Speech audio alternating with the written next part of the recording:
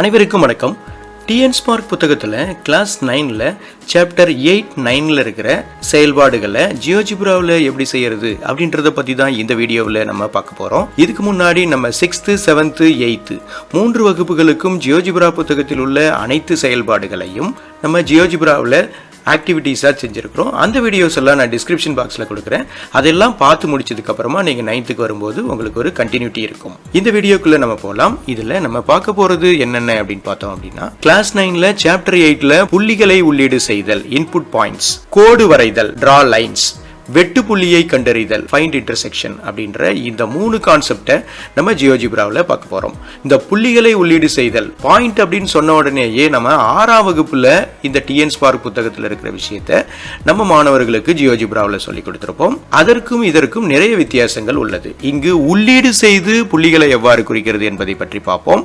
அந்த குறிக்கப்பட்ட புள்ளிகளின் வாயிலாக கோடு எவ்வாறு வரைகிறது அப்படின்றத பற்றி நம்ம இப்ப பார்ப்போம். 6ஆம் வகுப்பு புத்தகத்தில் கோடு எப்படி வரைகிறது, கோடுனா என்ன அப்படின்றத பத்தி நம்ம அங்க தெளிவா சொல்லுவோம். ரெண்டுக்கும் நிறைய வித்தியாசம் இருப்பதை மாணவர்களிடத்துல உணர்த்த வேண்டும். இப்போ ஒரு புள்ளிகளை உள்ளீடு செய்வதை பற்றி பார்ப்போம், கோடுகள் வரைதலை பற்றி பார்ப்போம், வெட்டு புள்ளிகளை கண்டறிதலை பற்றி பார்ப்போம்.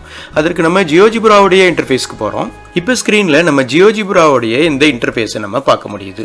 இந்த இன்டர்ஃபேஸ்ல கிராஃப் வழியா தான் நம்ம எல்லா விஷயங்களையும் இப்போ 9th ஸ்டாண்டர்டுக்கு நம்ம செய்து காட்ட போகிறோம். முதல்ல புள்ளிகளை எவ்வாறு உள்ளீடு செய்வது, பாயிண்ட்ஸை எப்படி நம்ம கொடுக்கிறது அப்படின்றத பத்தி பார்ப்போம். மேல இருக்கிற இந்த இன்புட் பாக்ஸை கிளிக் பண்றோம்.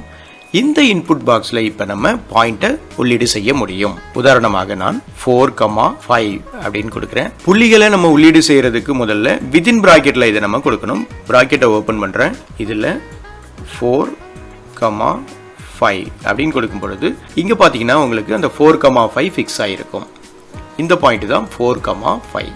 மாணவர்களிடத்துல நம்ம எக்ஸ் ஆக்சிஸ்ல இருந்து எவ்வளவு தூரம் இருக்கு, ஒய் ஆக்சிஸ்ல இருந்து எவ்வளவு தூரம் இருக்கு, அதுதான் அந்த பாயிண்ட் அப்படின்றத நம்ம தெளிவா சொல்ல முடியும். 4,5 என்பதை நம்ம இங்க உள்ளீடு செஞ்சோம். அதுக்கான இந்த பிக்சர், அதாவது இந்த புள்ளியினுடைய படம் இங்கு கிடைக்கிறது. இப்ப இந்த புள்ளிக்கு பக்கத்திலேயே அந்த பாயிண்ட்டும் வர வேண்டும் என்றால் நம்ம மறுபடியும் இந்த புள்ளியில ரைட் கிளிக் பண்றோம். அதுல செட்டிங்ஸ் போறோம். அதுல பேசிக் போறோம். பேசிக்ல இந்த டிராப் டவுன் நேம் அப்படின்னு இருக்கிற இந்த டிராப் டவுனுக்கு கீழே இருக்கிற நேம் அண்ட் வேல்யூவை நம்ம கிளிக் பண்ணி விடுறோம். நேம் அண்ட் வேல்யூவை கிளிக் பண்ண உடனேயே அந்த பாயிண்ட் என்ன அப்படின்றத நமக்கு வந்து சுட்டி காட்டுது. A = 4,5. இப்போ நம்ம மூவ் டூலை யூஸ் பண்ணி இதை கொஞ்சம் மூவ் பண்ணி வைக்க முடியும். மீண்டும் நான் ஒரு புள்ளியை இங்கே உள்ளீடு செய்கிறேன். மறுபடியும் இன்புட் போகிறோம். ப்ராக்கெட் ஓப்பன் பண்ணுறோம். -6, -3 அப்படின்றத கொடுக்குறேன். இப்போ -6, -3 நம்ம கிராஃப் ஷீட்ல இந்த இடத்துல இருக்கும் அப்படின்றது நம்ம மாணவர்களிடத்துல சொல்ல முடியும். எக்ஸ் ஆக்சிஸ்ல இருந்து -6 அளவு தூரத்துல இருக்கு, ஒய் ஆக்சிஸ்ல -3 அளவு தூரத்துல இருக்கு. மறுபடியும் இங்க அந்த நேம் அண்ட் வேல்யூவை கொடுக்க முடியும். அந்த பாயிண்ட்டை இங்கேயே கொடுக்கறதுக்காக ரைட் கிளிக் பண்றோம். செட்டிங்ஸ் போறோம். செட்டிங்ஸ்ல இருக்கிற இந்த டிராப் டவுனை கிளிக் பண்ணி நேம் அண்ட் வேல்யூவை கொடுக்குறோம். மறுபடியும் மூவ் டூலை யூஸ் பண்ணி இதை கொஞ்சம் தள்ளி வைக்க முடியும். இந்த பாயிண்ட்ஸ் எல்லாம் நம்ம வேற வேற கலர்ஸ் கூட கலர்ஸ் பண்ண முடியும். கலர்ஸ் போறோம். இந்த கலர்ஸ் கொடுக்கும் பொழுது இந்த பாயிண்ட் வந்து இந்த ரெட் கலர்ல நமக்கு தெரியும். இதையும் நம்ம கலர்ஸை சேஞ்ச் பண்றோம். மீண்டும் நான் ஒரு 2 பாயிண்ட்டை இங்க வந்து இன்புட் கொடுக்குறேன். மறுபடியும் பிராக்கெட் ஓபன் பண்றேன். -5,4 அப்படின்னு ஒரு உள்ளீடு கொடுக்குறேன். -5,4ல அந்த பாயிண்ட் ஃபிக்ஸ் ஆகுது. மறுபடியும் அந்த பாயிண்ட்டுடைய வேல்யூவை அங்கே கொடுக்குறோம். செட்டிங்ஸ் போகிறோம். பேசிக்கில் இந்த ட்ராப் டவுனில் நேம் அண்ட் வேல்யூ கொடுக்குறோம். மறுபடியும் மூவ் டூல் யூஸ் பண்ணி இதை கொஞ்சம் தள்ளி வைக்கிறோம். இந்த கலர்ஸையும் நம்ம சேஞ்ச் பண்ண முடியும். மீண்டும் நான் ஒரு புள்ளியை இங்கே இன்புட் பாக்ஸில் இன்புட் கொடுக்குறேன். ப்ராக்கெட் ஓப்பன் பண்ணுறேன். 4,-3 அப்படின்னு கொடுக்குறேன். அந்த பாயிண்ட் இங்கே ஃபிக்ஸ் ஆகுது. மறுபடியும் இதில் ரைட் கிளிக் பண்ணுறோம். செட்டிங்ஸ் போகிறோம். நேம் அண்ட் வேல்யூ கொடுக்குறோம். அந்த வேல்யூவை இங்கே ஃபிக்ஸ் பண்ணலாம். மூவ் டூல் யூஸ் பண்ணி இதை கொஞ்சம் மூவ் பண்ணி வைக்கலாம். இந்த கலர்ஸை சேஞ்ச் பண்ணுறோம். ரைட் கிளிக், கலர், இதை நம்ம சேஞ்ச் பண்ண முடியும். புள்ளிகளை எவ்வாறு உள்ளீடு செய்வது என்பதை பற்றி நாம் பார்த்தோம்.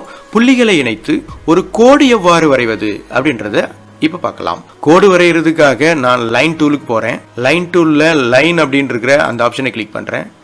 கிளிக் பண்ணிவிட்டு இந்த பாயிண்ட்டையும் இப்போ நான் லைனாக மாற்ற போகிறேன். இதை ஃபிக்ஸ் பண்ணும்போது எங்கே ஃபிக்ஸ் பண்ணுறோமோ அங்கே ஃபிக்ஸ் பண்ண முடியும். இப்போ இந்த 2 புள்ளி வழியாக செல்லக்கூடிய இந்த லைனை நம்ம வந்து வரைஞ்சி முடிச்சிட்டோம். அடுத்தது இந்த 2 புள்ளி வழியாக செல்லக்கூடிய லைனை அடுத்ததாக வரையப்படும். மறுபடியும் இந்த பாயிண்டில் ஃபிக்ஸ் பண்ணுறேன். இந்த பாயிண்டில் ஃபிக்ஸ் பண்ணி முடிச்சிடுறேன். இப்போ 2 புள்ளி வழியாக செல்லக்கூடிய இந்த லைனை நம்ம வரைய முடியுது. இந்த 9ஆம் வகுப்பில் அடுத்த நிலையில் இருக்கிற சமன்பாடுகளை உள்ளீடு செய்தல் அப்படின்றத பற்றி பார்க்கறதுக்கு முன்னாடி இங்கு இந்த 2 கோட்டிற்கான சமன்பாடு உருவாவதை மாணவர்களிடத்தில் சொல்ல முடியும். 7x + 9y = 1 அப்படின்றது முதலாவது கோட்டினுடைய சமன்பாடாகவும் -4x + 5y = 9 அப்படின்றது இரண்டாவது கோட்டினுடைய சமன்பாடாகவும் நமக்கு தெரிகிறது. இந்த 2 கோட்டுக்கும் வெட்டும் புள்ளியை நம்ம கண்டுபிடிக்க முடியும். அதுக்காக நம்ம மறுபடியும் பாயிண்ட் டூலுக்கு போகிறோம். பாயிண்ட் டூலில் இருக்கிற இன்டர்செக்ட் அப்படின்ற இந்த பாயிண்ட்டை கிளிக் பண்ணுறோம்.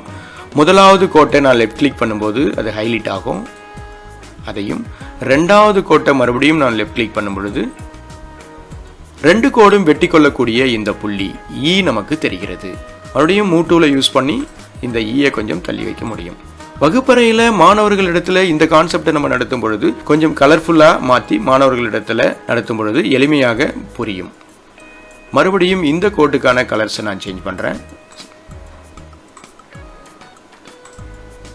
மறுபடியும் இந்த கோட்டிற்கான கலர்ஸை நான் சேஞ்ச் பண்ணுறேன்.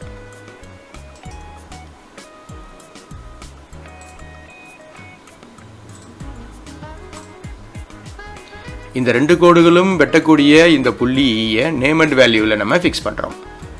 செட்டிங்ஸ் போகிறோம். இந்த ட்ராப் டவுனை கிளிக் பண்ணி நேம் அண்ட் வேல்யூ பண்ணுறோம். மறுபடியும் மூவ் டூலில் கிளிக் பண்ணி இதை கொஞ்சம் ஈயை தள்ளி வைக்கிறோம். இந்த ஈ புள்ளியை நம்ம கலர்ஸ் சேஞ்ச் பண்ண முடியும்.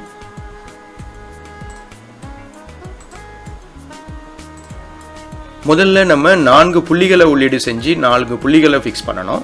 2 புள்ளி வழியாக செல்லக்கூடிய 2 கோடுகளை நம்ம வரைஞ்சோம். 2 கோடுகளும் வெட்டும் புள்ளிகளை நம்ம இப்போ வந்து கண்டுபிடிச்சோம். 9ஆம் வகுப்பில் இருக்கிற இந்த முதல் பகுதியை இப்போ நம்ம வந்து நிறைவு செய்கிறோம்.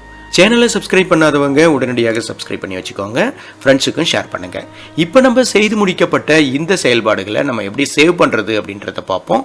ரைட் சைடில் இருக்கிற அந்த 3 ஹரிசாண்டல் லைனை கிளிக் பண்ணுறோம். 3 ஹரிசாண்டல் லைனை கிளிக் பண்ணும்போது இந்த செயல்பாடை எக்ஸ்போர்ட் பண்ணுறதுக்கான ஆப்ஷன் இங்கு தெரியும். அதில் நம்ம ஷேர்ன்ற இந்த ஆப்ஷனை கொடுக்கும் பொழுது டைரெக்டாக சோஷியல் மீடியாவில் நம்ம ஃப்ரெண்ட்ஸுக்கு இதை ஷேர் பண்ண முடியும். இதை ஒரு இமேஜாக எக்ஸ்போர்ட் பண்ண முடியும். அதாவது ஒரு JPEG ஃபைலில் நம்ம வந்து இதை எக்ஸ்போர்ட் பண்ண முடியும், டவுன்லோடாக பண்ண முடியும். இதை கிளிக் பண்ணுறதின் வாயிலாக இந்த ஹோல் பேஜும் டவுன்லோட் ஆஸ் வேற ஒரு இடத்துல நம்ம டவுன்லோட் பண்ணி வைக்க முடியும். சேவ் டு யுவர் கம்ப்யூட்டரை கொடுக்கும் பொழுது கம்ப்யூட்டரில் நம்ம இதை ஜியோஜிப்ரா ஃபைலாக சேவ் பண்ணி வைக்க முடியும். சேவ் ஆன் ஆன்லைன்ன்ற இந்த ஆப்ஷனை நம்ம கொடுக்கும் பொழுது இதை ஆன்லைனில் கிளவுட் ஸ்டோரேஜில் சேவ் பண்ண முடியும். இந்த கான்செப்ட் எல்லாம் நம்ம ஆன்லைனில் ஸ்டோர் பண்ணி எந்த இடத்துல வேண்டுமானாலும் மாணவர்களுக்கு வெளிக்கொணர்ந்து அதனை நடத்த முடியும். அடுத்ததாக இருக்கக்கூடிய சமன்பாடுகளை எப்படி உள்ளீடு செய்வது என்பதை நம்ம 2வது வீடியோவில் பார்ப்போம். நன்றி, வணக்கம்.